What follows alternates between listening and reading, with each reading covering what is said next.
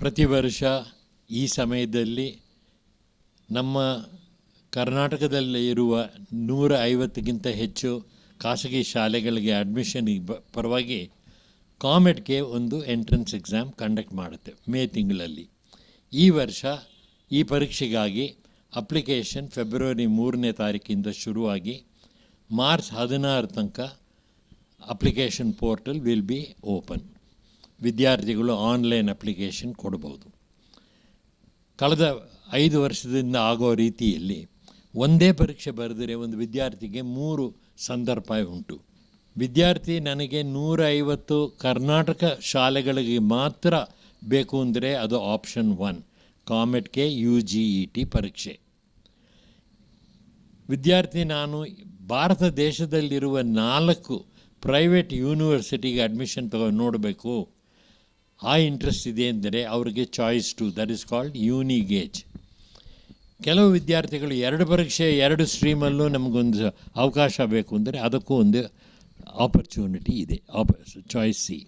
ಪರೀಕ್ಷೆ ಏನೋ ಒಂದು, ಪ್ರಯತ್ನ ಒಂದೇ ದಿನದಲ್ಲಿ, ಆದರೆ 3 ಬೇರೆ ಬೇರೆ ಅವಕಾಶಗಳು ಮಾಡಿದ್ದೀವಿ. ಈ ವರ್ಷ ಪರೀಕ್ಷೆ ಕಳೆದ ವರ್ಷ 1,12,000 ವಿದ್ಯಾರ್ಥಿಗಳು ಪರೀಕ್ಷೆ ಬರೆದಿದ್ದರು. ಆ ದಿನ ಪರೀಕ್ಷೆ ದಿನವೇ ನಮ್ಮ ಆಪರೇಷನ್ ಸಿಂಧೂ 2 ದಿನಕ್ಕೆ ಮುಂಚೆ ಶುರುವಾಗಿದ್ದ ಕಾರಣದಲ್ಲಿ ಯಾವಾಗಲೂ ನಾವು 2 ಸೆಷನ್ ಮಾಡೋರು ಕಳೆದ ವರ್ಷ 3 ಸೆಷನ್ ಮಾಡಬೇಕಾಗಿ ಬಂತು.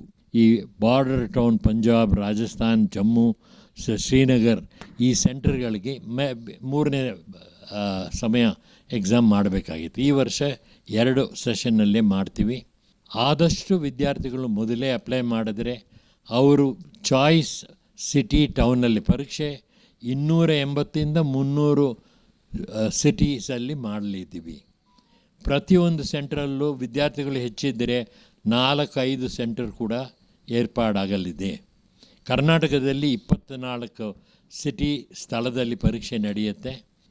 ಮೇ 9ನೇ ತಾರೀಕು ವಿದ್ಯಾರ್ಥಿಗಳು ಒಂದು ರೀತಿ ರಿಜಿಸ್ಟರ್ ಮಾಡ್ಕೊಂಡಿದ್ದ ಕೂಡಲೇ ಅವರಿಗೆ ಫ್ರೀಯಾಗಿ ಮಾಕ್ ಎಕ್ಸಾಮ್ ಅಂತ ಒಂದು ಫೆಸಿಲಿಟಿ ಕೊಟ್ಟಿದ್ದೀವಿ. ವಿದ್ಯಾರ್ಥಿಗಳು ಒಂದು ಆನ್ಲೈನ್ ಪರೀಕ್ಷೆ ಯಾವ ರೀತಿಯಲ್ಲಿ ಅಟೆಂಪ್ಟ್ ಮಾಡಬೇಕು, ಎಷ್ಟೋ ವಿದ್ಯಾರ್ಥಿಗಳು ಕಂಪ್ಯೂಟರ್ ಟೆಸ್ಟ್ ಮಾಡಿರಲ್ಲ, ಅವ್ರಿಗೆ ಅನುಭವ ಬರಬೇಕು ಅಂತ ಎಷ್ಟು ಜಲ್ದಿ ರಿಜಿಸ್ಟರ್ ಮಾಡ್ತಾರೋ ಪ್ರತಿ ವಾರ ಈ ಮಾಕ್ ಟೆಸ್ಟ್ ಚೇಂಜ್ ಆಗ್ತಾನೇ ಇರುತ್ತೆ ಫೈನಲ್ ಎಕ್ಸಾಮ್ ತನಕ. ಈ ಪರೀಕ್ಷೆ ಮಾಡೋ ರೀತಿಯಲ್ಲಿ ವಿದ್ಯಾರ್ಥಿಗಳಿಗೂ ಟ್ರೈನಿಂಗೂ ಆಗುತ್ತೆ, ಸಮಯನೂ ಕಳ್ಕೊಳ್ಳದೆ ಯಾವ ರೀತಿಯಲ್ಲಿ ಅವರ ಟ್ಯಾಲೆಂಟ್ಗೆ ತಕ್ಕದ ಶುಲ್ಕಗಳು ತಗೋಬೋದು ಇದಕ್ಕೆ ಸಂದರ್ಭ ಮಾಡಿಕೊಡ್ತಾಯಿದ್ದೀವಿ. ಅಪ್ಲಿಕೇಶನ್ನು 3ನೇ ತಾರೀಕು ಫೆಬ್ರವರಿ ಶುರುವಾಗಿ ಮಾರ್ಚ್ 16ನೇ ತಾರೀಕು ತನಕ, ಪರೀಕ್ಷೆ ಮೇ ತಿಂಗಳು 9ನೇ ತಾರೀಕು.